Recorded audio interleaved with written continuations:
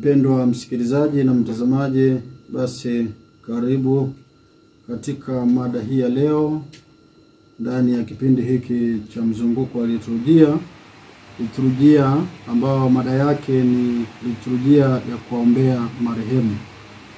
Basi kama tunavyofahamu kwamba ni imani yetu, matumaini yetu na upendo wetu kwamba sisi Wakristo wa Katoliki kwa namna ya pekee tunasali na kutoa sadaka na kufanya majitoleo mbalimbali, matendo ya huruma kwa ajili ya kuombea pia ndugu zetu marehemu.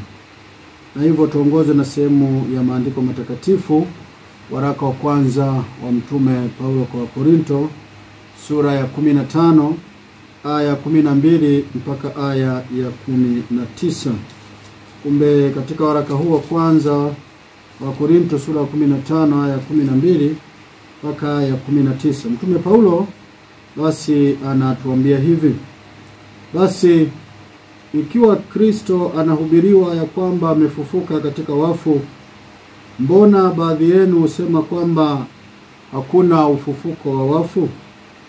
Lakini kama hakuna ufufuo wa wafu, Kristo naye hakufufuka. Tena kama Kristo hakufufuka, basi kuhubiri kwetu ni bure na imani yenu ni bure.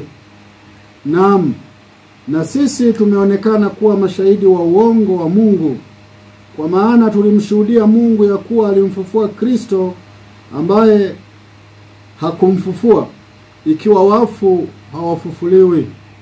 Maana kama wafu hawafufuliwi, Kristo naye hakufufuka. Na kama Kristo hakufufuka, imani yenu ni bure, mngalimo katika dhambi zenu.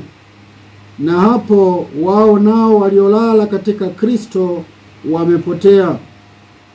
Kama katika maisha haya tu tumemtumaini Kristo, sisi tu maskini kuliko watu wote. Atukuzwe Baba na Mwana na Roho Mtakatifu, kama mwanzo na sasa na siku zote na milele. Amina. Mpendwa msikilizaji na mtazamaji, basi tumeweka mbele yetu mada hii ya liturujia ya kuombea marehemu, tukitambua kwamba tunaingia mwezi wa 11, mwezi ambao kwa namna ya pekee ni mwezi wa marehemu, na ni mwezi ambao tunajikita na kuweka sala zetu, sadaka zetu, matendo yetu ya huruma na maadhimisho ya liturujia kwa namna ya pekee katika kuombea marehemu. Na ndio maana mwezi huu wa Novemba au wa 11 unaanza hiyo tarehe 1 na adhimisho la watakatifu wote, kuonyesha kwamba sisi tumeumbwa ili baadaye tupate uzima wa milele na kuishi milele na milele mbinguni. Na tarehe ya pili inayofuata ni tarehe ambayo ni siku ya kuombea marehemu wote.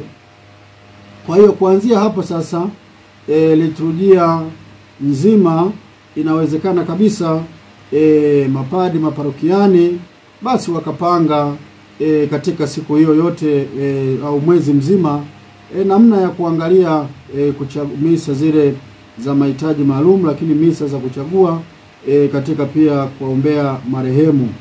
Kumbe na ndio maana tunaona ni vema na vizuri kabisa na inapendeza tuweze kutafakari pamoja juu ya liturujia ya kuombea marehemu.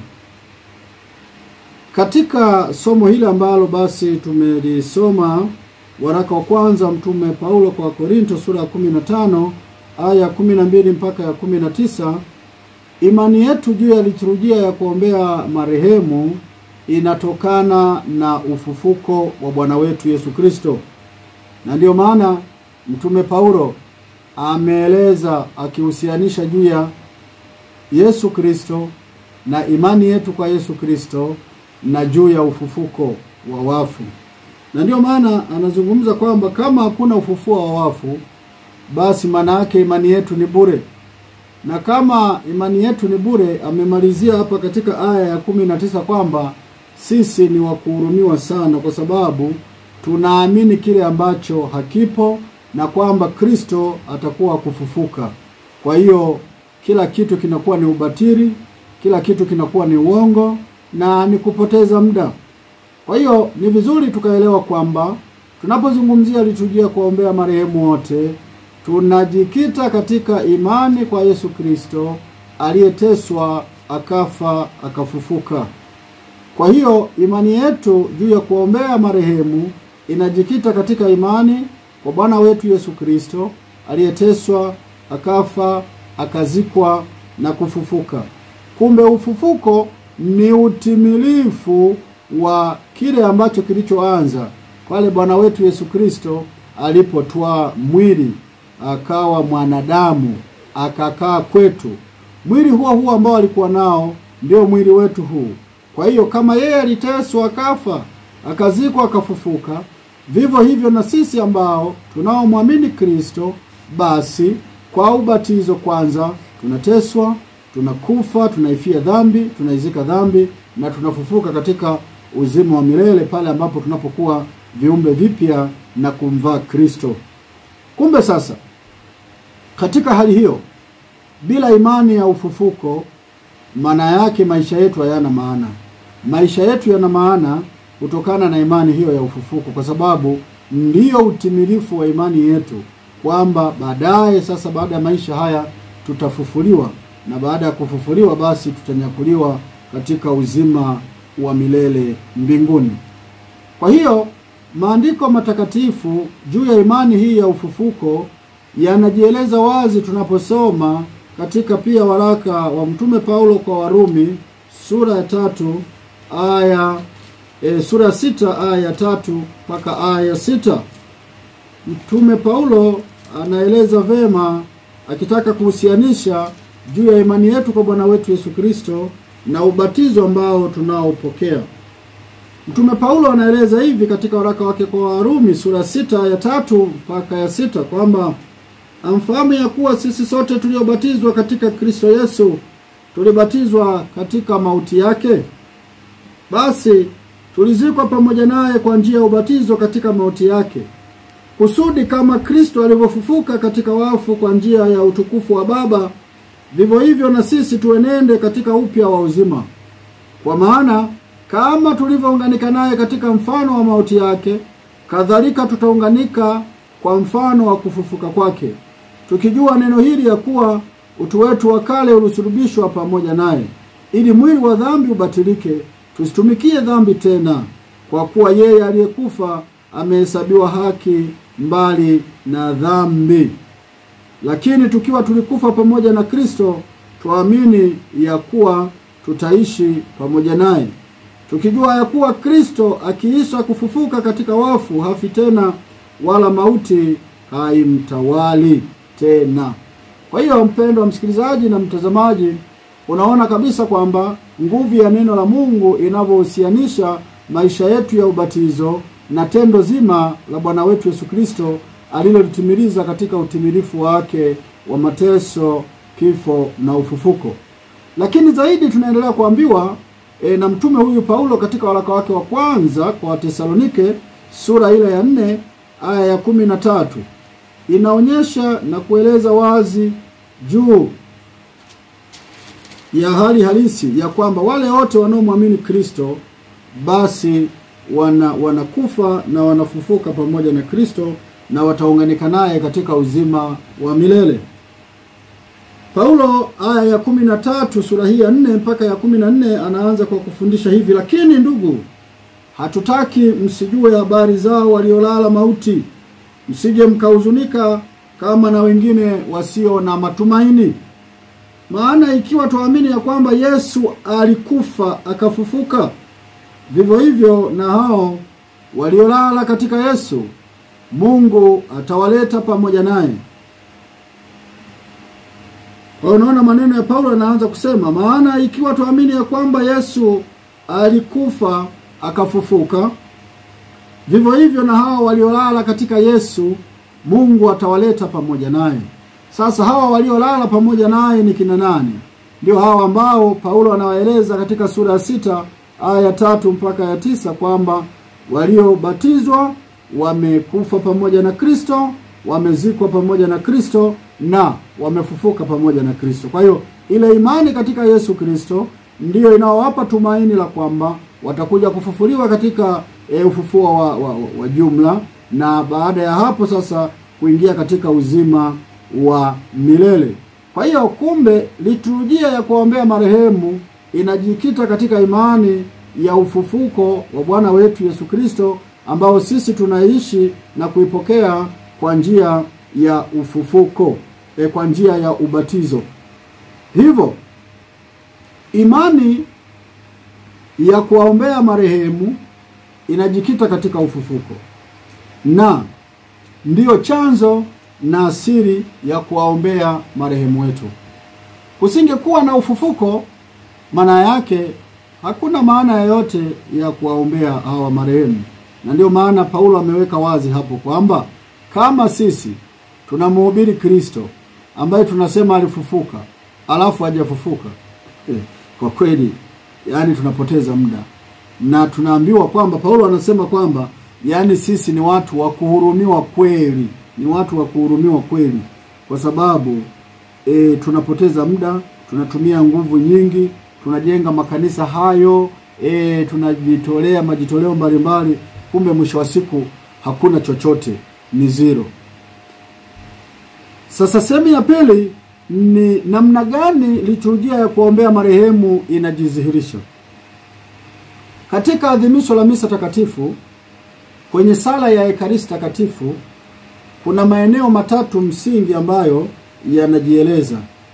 Na maeneo haya msingi ndiyo maeneo ambayo yanazungumza ile hali za kanisa, kwamba kuna hali ya kanisa la watakatifu wa mbinguni, hali ya kanisa la watakatifu walioko duniani, kwa maana ya kwamba Wakristo, kanisa linalosafiri, kanisa la watakatifu ambalo tunasema kanisa la washindi ambao walioko mbinguni.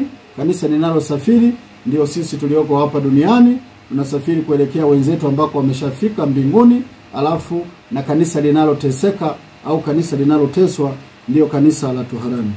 Kumbe liturujia ya kuombea marehemu ni ile inayojikita sasa kuombea kwa namna ya pekee marehemu walioko toharani, ili basi kwa huruma ya Mwenyezi Mungu, kwa adhimisho la misa takatifu ambao ndiyo nguvu inayodhihirisha ufufuko kutokana na mateso, kifo ambacho Bwana wetu amekipata na utimilifu wake katika ufufuko, basi hilo tendo la mateso, kifo na ufufuko linajidhihirisha katika adhimisho la misa takatifu, na ndiyo sadaka ya ukombozi, na ndiyo sadaka sasa inayo tuondolea dhambi, na ndiyo sadaka ambayo kwayo tunapata mastahili ya uzima wa milele. Na ndugu zetu pia marehemu tunapowaombea na kutolea nia, ndivyo ambavyo wanapunguziwa maumivu yao, lakini pia hata siku za kuishi huko toharani. Kwa hiyo liturujia ya marehemu chanzo chake ni imani ya ufufuko kwa Bwana wetu Yesu Kristo. Na katika kanisa linaloteswa, kwenye sala ya Ekaristi tunasali hivi. Baada ya padre ameshasema Bwana awe nanyi, inueni mioyo, tumshukuru Bwana Mungu wetu, anasali ule utanguliza, kishamaliza tunapiga magoti. Pale anaanza sala ile ya kumwomba Roho Mungu amshushe Roho Mtakatifu ili aweze kubariki vipaji vya mkate na divai viweze kuwa mwili na damu ya Bwana wetu Yesu Kristo. Sasa katika muendelezo huo wa sala, tunapofika kuombea kanisa linaloteseka au marehemu, kwenye sala ya Ekaristi ya kwanza padre anasema Bwana uwakumbuke pia watumishi wako. Anakuwa na ukimya kama pale pamewekwa JJ, maana yake kutaja majina kwa ukimya. Waliotutangulia wakiwa na ishara ya imani, wamepumzika katika usingizi wa amani. Tunakusihi Bwana uwajalie mahali pa faraja, mwanga na amani hao na wote wanaopumzika katika Kristo. Ukija katika sala ya Ekaristi ya pili, sala ya Ekaristi ya pili, unaona namna ambavyo tunavyosali katika kuwaombea hawa ndugu zetu marehemu. uwakumbuke. Tunakuomba, anasema uwakumbuke pia ndugu zetu waliofariki dunia wakiwa na tumaini la ufufuko, na marehemu wote waliofariki dunia katika huruma yako uwapokee kwenye nuru ya uso wako. Kwa hiyo unaona, hii ni sehemu ambayo inasali na kuliombea kanisa linaloteseka, kanisa la toharani. Katika sala ya Ekaristi namba 3, unaona ile eneo tunasali tukiwaombea marehemu hivi: uwapokee kwa wema katika ufalme wako ndugu zetu marehemu na wote walioaga dunia wakiwa wamekupendeza, nasi tunatumaini kufika katika ufalme huo ili pamoja tushibishwe milele kwa utukufu wako. Kwa naona kila adhimisho la misa takatifu hatuachi kamwe kuwaombea hawa ndugu zetu. Katika sala ya Ekaristi ya 4 tunawaombea kwa maneno haya ndugu zetu marehemu. Naombea kwa maneno haya: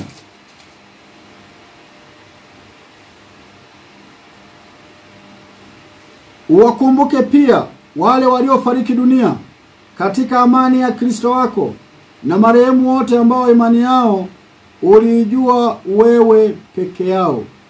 Baba uliye mtakatifu, utujalie sisi sote wanao tuweze kupata urithi wa mbinguni katika ufalme wako, pamoja na Bikira Maria mwenye heri, mama wa Mungu, takatifu Yosefu mume wake huyo bikira, na mitume na watakatifu wako.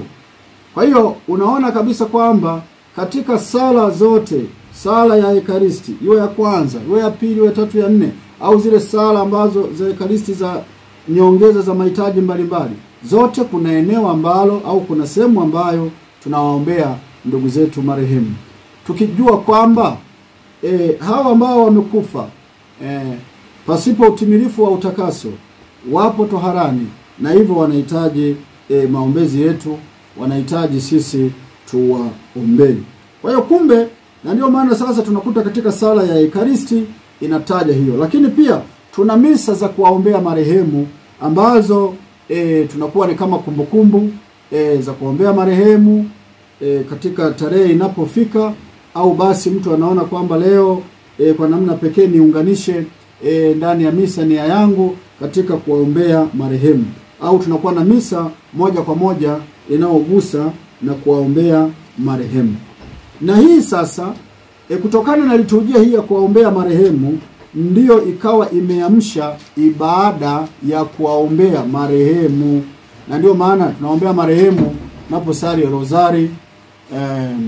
Unaweza kusali rozari kwa nia ya kuwaombea marehemu, lakini tunajua kila tunapomaliza fungu la rozari tunasema tuwasifu milele Yesu, Maria na Yosefu. Yesu mwema, utusamehe dhambi zetu, utukinge na moto wa milele, ongoza roho za watu wote mbinguni, hasa za wale wanaohitaji zaidi huruma yako. Damu ya Kristo iziokoe roho zote zinazoteseka toharani, izijalie nuru ya uzima wa milele. Amina.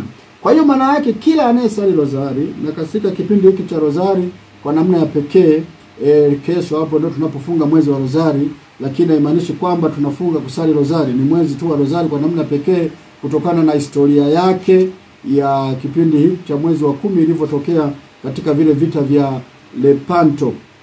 Vita vya Lepanto, kipindi kile ambapo basi Wakristo wanapigana na Waislamu, walisali kwa maombezi ya Mama Maria.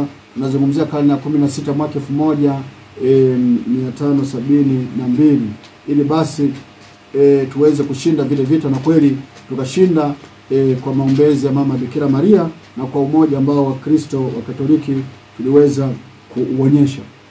Kwa hiyo kumbe unaona katika ibada zetu mbalimbali pia, baada ya kutoka katika liturujia, ile nguvu ya kuendelea kuwaombea marehemu inakuwepo. Na ndio maana nikasema sasa katika sala ya rozari takatifu unaona kabisa kila tunapomaliza fungu basi zile sala zinazofuata pale unaona kabisa tunasali kwa ajili ya kuwaombea hao ndugu zetu marehemu.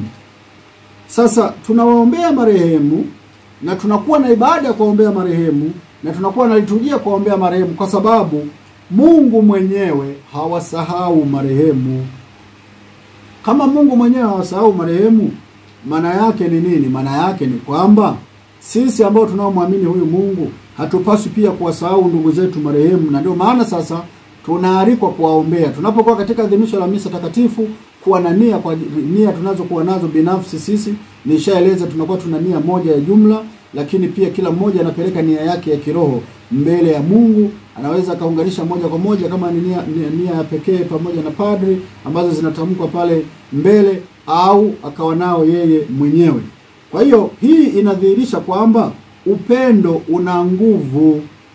Upendo una nguvu kuliko kifo. Upendo una nguvu zaidi ya nini? Zaidi ya kaburi. Kwa hiyo upendo hauishi baada ya kufa. Kwa sababu wakati mwingine kuna zile kesi zile unasikia wanasali kuombea marehemu, mtu ameshakufa, inakuwaje? Sasa maana yake tunashindwa kuelewa upendo ni nini. Na Mungu ndiye upendo, na Mungu ni wa milele. Na hivyo tunaamini kwamba mtu anapokufa basi katika imani yetu, na ndio maana tunasisitizana sana tukiwa hapa kubadili mienendo ya maisha yetu ili tufe katika hali njema na tuweze kupata uzima wa milele. Na ndio maana sala huwa zinasema kama ana madoa yoyote ya kibinadamu ambayo yalimchafua, basi aweze kusamehewa, na kama tu amekufa katika hali ile kwamba isiyo ya utakaso kamili, na hivyo anaenda kumalizia utakaso huo. Kwa hiyo ukisoma wimbo ulio bora sura ya 8, wimbo ulio bora sura ya 8 aya ya 6 inaweka wazi ile nguvu ya upendo iliyo kama kifo, lakini pia nguvu ya upendo inayozidi hata kifo chenyewe, kwa sababu upendo unazidi nguvu ya kifo. Uwezo ukalinganisha nguvu ya upendo na nguvu ya kifo. Uwezo ukalinganisha nguvu ya upendo na nguvu ya kifo. Kifo kitapita, lakini upendo wenyewe upo na unaendelea. Ukisoma hii aya ya 6, sura ya 8 aya ya 6, wimbo ulio bora unasema, nitie kama muhuri moyoni mwako, kama muhuri juu ya mkono wako, kwa maana upendo una nguvu kama mauti, na wivu ni mkali kama ahera. Mwako wake ni mwako wa moto, na miali yake ni miali ya Bwana. Maji mengi hayawezi kuuzimisha upendo, wala mito haiwezi kuuzimisha. Kama mtu angetoa badala ya upendo mali yote ya nyumbani kwake, angedharauliwa kabisa. Kwa hiyo unaweza ukatoa vitu vingi, lakini kama hauna upendo ni bure. Na ndio maana hapa inasisitizwa kwamba upendo una nguvu kama kifo, lakini pia upendo una nguvu dhidi ya kifo. Na ndio maana inafika mahali pale katika jambo tunalolifanya lililo la kweli, lililo la haki, ambalo kweli mbele ya Mwenyezi Mungu tunaona ni sahihi, watakatifu mbalimbali na mpaka leo hii watu mbalimbali wamekuwa tayari kufa kwa ajili ya kutetea haki, wamekuwa tayari kuteseka kwa ajili ya kutetea haki.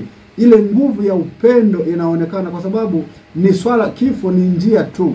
Kifo sio lengo kwa lenyewe, ni njia tu ambayo mwanadamu anapita kwenda hatua ya maisha mengine.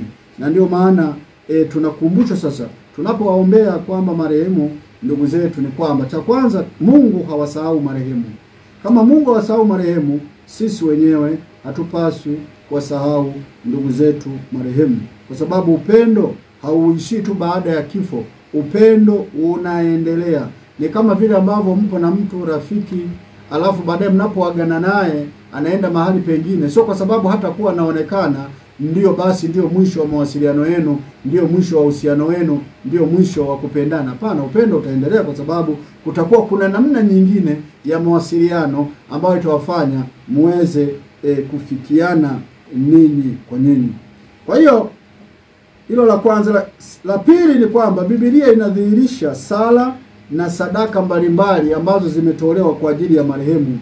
Ukisoma kitabu cha pili cha Wamakabayo, kitabu cha pili cha Wamakabayo kinaweka wazi juu ya kitabu cha pili cha Wamakabayo kinaweka wazi sura ya 12 aya ya 44 mpaka aya ya 46. Aya ya 44 mpaka aya ya 46 kinaweka wazi juu ya tukio zuri na lililofanyika. Sasa ukisoma hapa, ukisoma aya ya 44 mpaka 46 inaeleza hivi. Maana naomba nirudi aya ya 40, tuanzie na aya ya 40. Ndipo walipoona talasimu chini ya nguo za kila mmoja, yani wale maaskari ambao walikuwa wamepigana wakauliwa, yani sanamu ndogo za miungu ya mnia ambazo zilikatazwa kabisa kwa Wayahudi kwa sheria. Wote wakaona dhahiri sababu ya kuuawa kwao, wakamuhimidi Bwana, mwamuzi mwenye haki, afunuaye yaliyo ya siri. Wakajitia katika sala. Kwa hiyo unaona, baada ya wale maaskari waliokuwa vitani wakipigana na mfalme Antioko hao Waisraeli, kumbe wakagundua kwamba maaskari wao walibeba vitu ambavyo kama vile walivyotumainia, wakamsahau Mwenyezi Mungu. Kumbe Mungu tunaambiwa akakasirika, na ndio maana walipigwa maaskari wakawa wamekufa. Sasa walivyoviona vile vitu wakasema kweli Mungu ni mwenye haki, na ndio maana amewaadhibu. Kumbe wakafanya nini sasa? Wakitambua nguvu ya Mungu na upendo mkuu kwa Mungu, wakajitia katika sala, wakiomba ile dhambi iliyotendwa ifutwe kabisa. Yuda, mtu mwadilifu, akawaonya watu wajitenge na dhambi, madhali wameona kwa macho yao wenyewe matokeo ya ile dhambi ya wale waliokufa kwa sababu hawakumtumainia Mungu. Akachanga fedha, unaona, akachanga fedha kwa kila mtu jumla ya drakima 2000, akazipeleka Yerusalemu kutoa sadaka ya dhambi. Kwa kufanya hivi alitenda vema na kwa haki, kwa kuwa alikumbuka ufufuko wa wafu. Maana kama asingalitumaini ya kuwa wale waliokufa watafufuka, ingalikuwa kazi bure isiyo na maana kuwaombea wafu. Lakini kwa kuwa aliufikiri utukufu wa thawabu waliowekewa wale wafao katika utauwa, wazo lake lilikuwa takatifu na la kicho.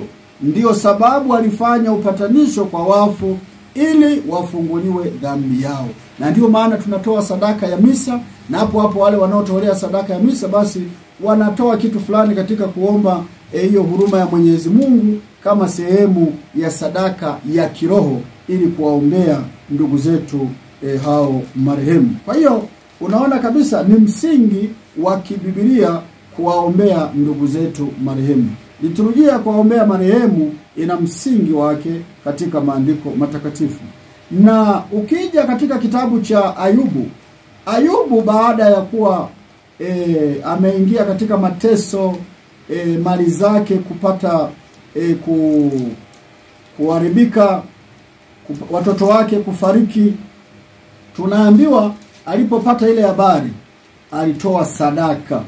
Ukisoma kitabu cha Ayubu sura ya 1 aya ya 5 tunaambiwa, basi ilikuwa hapo hizo siku za karamu zao zilizokuwa zimetimia, Ayubu hutuma kwao akawatakasa, kisha akarauka na mapema asubuhi na kusongeza sadaka za kuteketezwa kama hesabu yao wote ilivyokuwa. Kwani Ayubu alisema, kumkini kwamba hawa wanangu wamefanya dhambi na kumkufuru Mungu mioyoni mwao. Ndivyo alivyofanya Ayubu siku zote. Alitolea sadaka kwa ajili ya watoto wake. Kwa nini wamekufa? Akifikiri kwamba labda wametenda dhambi fulani. Kwa hiyo hawa watu Mungu awasamehe. Alitolea sadaka, na ndio maana ule uhusiano wa kutoa sadaka ya misa takatifu iliyo utimilifu. Lakini pia mtu mwenyewe anayekuja sasa kwa nia yake anakuja na sadaka hiyo ya kiroho ambayo basi anamtolea Mwenyezi Mungu anapounganisha maombi yake kwa namna pekee na padri, ili basi huyu Mungu aliye rehema yenyewe, aliye msamaha wenyewe, aweze basi kuwarehemu hawa ndugu zetu na kuwajalia uzima wa milele mbinguni. Kwa hiyo kumbe ni msingi wa kibibilia. Kitabu hiki cha Ayubu sura ya 19 aya 25 mpaka 29, unaona Ayubu anatumaini juu ya ufufuo ujao. Anatumaini akijua kabisa kwamba kuna maisha baada ya kifo, kuna maisha baada ya hapa duniani. Anasema Paulo katika Ayubu sura hii ya 19 ya 25 mpaka 27 kwamba lakini mimi najua ya kuwa mteteaji wangu yu hai, na ya kuwa hatimaye atasimama juu ya nchi, na baada ya ngozi yangu kuharibiwa hivi, lakini katika mwili wangu nitamuona Mungu, nami nitamuona mimi nafsi yangu, na macho yangu yatamtazama, wala si mwingine. Mtima wangu unazimia ndani yangu. Kwa unaona lile tumaini la uhai wa baadaye, tumaini la uhai wa milele, kwamba Mungu anatupatia uzima huo wa milele. Kwa hiyo kama katika tangu Agano la Kale kumekuwa na muono huo wa kwamba kuna maisha baada ya kifo, na ndio maana sasa tunaona kabisa kwamba ni dhahiri na ni wazi toharani ni sababu ya sala zetu. Maana yake kusingekuwa na toharani, kwa nini tuhangaike kusali? Kwa hiyo toharani ni sehemu ya sala zetu, kwamba sababu ya sala, maombi na sadaka kwa ajili ya marehemu. Maana yake kusingekuwa na toharani, tusingehangaika kusali. Na ndio maana, kwa nini? Kwa sababu ukisoma kitabu cha Ufunuo sura ya 21 aya ya 27 inaweka wazi juu ya utakatifu wa Mungu. Inaweka wazi juu ya utakatifu wa Mungu, kwamba sura hii ya 21 aya ya 27 inaeleza hivi. Na ndani yake hakitaingia kamwe chochote kilicho kinyonge, wala yeye afanyaye machukizo na uongo, bali wale walioandikwa katika kitabu cha uzima cha Mwana-Kondoo. Na hivyo maana yake utakatifu unahitajika. Kumbe hata kadoa kadogo tu, mtu hawezi kuingia mbinguni na kadoa kadogo tu. Ni kama vile umeenda dukani, umeenda kununua bidhaa mbalimbali au vitu mbalimbali. Alafu unapofika pale, katika hela ulionayo una shilingi 9,099. 9,099 ambayo inabaki tu shilingi moja ifike 10,000. Yaani tukukosa shilingi moja ambayo ukiangalia ni ndogo sana, lakini yule anayekwambia bana hiki kitu kinauzwa kwa shilingi 10,000, ukamwambia yaani ndugu yangu nimekosekana shilingi moja tu, kweli unashindwa kunipatia? Hawezi kukupatia. Ni mpaka hakikisha kwamba ile shilingi moja umefanyaje, umeiongezea pale kwenye 9,999. Ukiongezea shilingi moja ndipo unapata kile ambacho unachokinunua. Kwa hiyo kumbe hata kama utaiona shilingi moja ni ndogo, au unakuta labda ni senti tu inapungua, bado utahitajika kuitafuta hiyo senti ili uweze sasa kufanyaje, kununua hicho kitu. Na hiyo hela shilingi senti au shilingi moja uiongezee hapo, ili sasa kwa njia hiyo iwe kamili na uweze kununua hicho unachokihitaji. Kwa hiyo kumbe hata kadoa kadogo tu, yani hauwezi kuingia mbinguni. Na ndio maana sasa tunasema sasa uwepo wa toharani katika kusaidia sasa wewe upate utakaso kamili, ili uweze kuingia katika uzima wa milele, katika yale mapungufu madogo ambayo umekufa ukiwa nayo, au utakaso kamili ambao umekuwa ukikosekana au haujatimilika. Kwa hiyo ndio maana sasa Ufunuo, kitabu cha Ufunuo sura hii ya 21-27 inasema, na ndani yake hakitaingia kamwe chochote kilicho kinyonge, wala yeye afanyaye machukizo na uongo, bali wale walioandikwa katika kitabu cha uzima cha Mwana-Kondoo. Na ukisoma waraka wa kwanza Mtume Paulo kwa Korinto sura 3 aya 15 anazungumzia juu ya moto wa utakaso. Sura 3 aya ya 15 Paulo anaeleza hivi: kazi ya mtu ikiteketea atapata hasara, ila yeye mwenyewe ataokolewa, lakini ni kama kwa moto. Hamjui ya kuwa ninyi mmekuwa hekalu la Mungu, na ya kuwa Roho wa Mungu anakaa ndani yenu? Kwa hiyo kazi ikiteketea atapata hasara, ila yeye mwenyewe ataokolewa. Maana yake tunaingia toharani, tunatakaswa kwa muda fulani, na baadaye na ingia kwa ajili sasa kupata uzima wa milele mbinguni. Kwa hiyo kumbe uwepo wa toharani ni sababu ya sisi sasa kusali sana, kufanya maombi sana, na kutolea sadaka ya misa takatifu kwa ajili ya ndugu zetu marehemu. Lakini pia tujue kwamba kanisa la mwanzo limekuwa likisali kuwaombea ndugu zetu marehemu. Na ndio maana katika kanisa la mwanzo tunazungumzia kipindi cha mitume, makaburi mengi unakuta pale juu kaburini palikuwa pameandikwa niombee, pray for me. Yaani maana yake ni kweli sisi tulio wazima tunaandika niombee, kwa maana kwamba tumuombee huyu ambaye ametangulia mbele ya nini? Mbele ya haki. Na hata Mtakatifu Monica, mama yake na Mtakatifu Agustino, akiwa katika siku zake za mwisho kabisa, alitambua ile imani ya sadaka ya misa takatifu, na namna ambavyo ndani ya sadaka ya misa takatifu kuna sala ambayo katika sehemu ya sala ya Ekaristi takatifu tunasali kwa ajili ya kuombea kanisa linaloteseka, kanisa lililoko toharani. Alimwambia mtoto wake hivi: nitakapokufa nizike mahali pengine popote utakapoweza, lakini nikumbuke daima katika tare ya Bwana, nikumbuke katika adhimisho la misa takatifu. Na kumekuwa na shuhuda mbalimbali kwamba wale watu ambao tunaodhihirisha imani, kwa sababu wakati mwingine unakuta ni Mkristo Mkatoliki lakini ana ndugu zake waliotangulia mbele ya haki, hata tu kusali kuwaombea hakupo. Hakupo. Au kukusanyika kama familia kusali kuombea kila mwaka, na katika maadhimisho ya misa takatifu unakuta hatusali. Hii ni kwa sababu wakati mwingine hatuelewi mateso ambayo wanayapata. Lakini tunajua hapa duniani kuna magereza. Na magereza yale wale wanaofungwa wamegawanyika. Kuna wale wanaofungwa maisha, kuna wale wanaofungwa kwa muda. Sasa katika kulinganisha huko, kufungwa maisha kunafanana na wale ambao wamehukumiwa kwenda katika moto wa milele. Na kufungwa kwa muda fulani, hata kama utakaa miaka 60, lakini wewe utakaa muda fulani utatoka.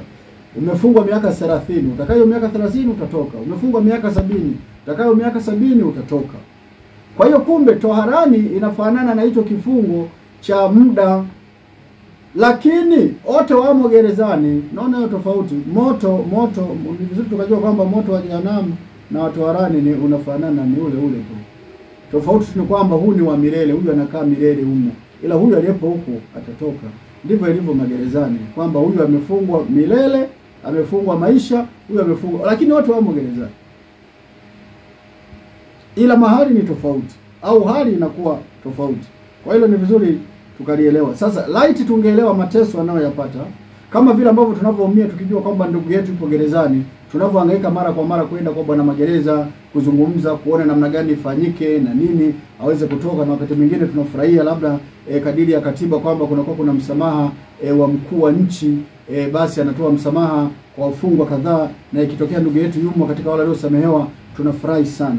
Kwa hiyo kumbe vivyo hivyo katika maisha ya kiimani kwamba ni lazima sasa tutambue kwamba hawa wanakaa muda fulani, lakini ni muda ambao ni wa mateso, ni muda ambao ni wa utakaso, na hivyo wanahitaji sala zetu, maombi yetu na majitoleo yetu na matendo yetu ya huruma kwa nia ya kuwaombea ndugu zetu marehemu. Tusipofanya, maana yake ni kwamba wanaendelea kukaa muda mwingi. Kadiri unaposali na kuweka bidii ya kumuomba Mwenyezi Mungu na wewe mwenyewe kutoa sadaka na majitoleo mbalimbali, ndivyo ambavyo tunavyowapunguzia siku za kukaa mle toharani na kuwapunguzia mateso yao. Mwisho ni kwamba kumbe marehemu wote tunawaombea, au liturujia hii ya kuombea marehemu yote ipo kwa sababu tunahitaji kuwasaidia ndugu zetu wanaoteseka. Na hivyo ni vizuri tuwaombee, ni vizuri tuwatembelee makaburini kama tunavyofanya katika ile tarehe 2, lakini pia kusafisha makaburi. Tunaweka maua kwenye makaburi, tunawasha mishumaa kwenye makaburi, tunabariki makaburi. Hiyo yote ni imani inayowekwa katika matendo, ni matumaini yanayowekwa katika matendo. Na hivyo tuone umuhimu wa kuwaombea ndugu zetu marehemu na kuadhimisha kwanza katika misa, lakini pia katika ibada zetu mbalimbali. Mungu akubariki sana. Kwa jina la Baba na la Mwana na la Roho Mtakatifu. Amina.